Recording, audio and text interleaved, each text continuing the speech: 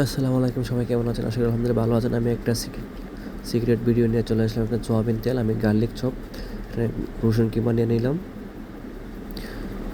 আমি একটা সোয়াবিন তেল নিলাম ফ্রাই প্যানে। আমি আর কি এটা ফ্রাই করবো। ফ্রাই করার পর অর্ধেক আমি রসুন ভাজা রেখে দেবো, গার্লিক ফ্রাই। আর হচ্ছে অর্ধেকে আমি গার্লিক সিলুয়েল বানাবো।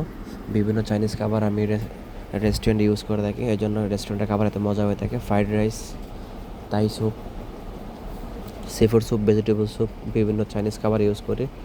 মরিচটা হালকা একটু ফ্রাই করে নিব। তারপরে তেল ঠান্ডা হওয়ার পরে তেলে হালকা একটু রসুন আর মরিচটা ঢেলে দিব। আর বাকি অংশ যে গার্লিকটা আমি একটা ডিব্বাতে ভরে রাখবো। মাশরুম স্যুপ, বিভিন্ন স্যুপে আমি এটা ইউজ করে থাকি, এই জন্য রেস্টুরেন্টের খাবার এত মজা হয়ে থাকে। এটা সবাই শেয়ার করবেন, আশা করি আলহামদুলিল্লাহ যদি ভালো লাগে ভিডিওটা শেয়ার করে দিবেন। আর এভাবে আপনারা বাসায় প্রসেস করে রাখতে পারেন গার্লিক সিলুয়েল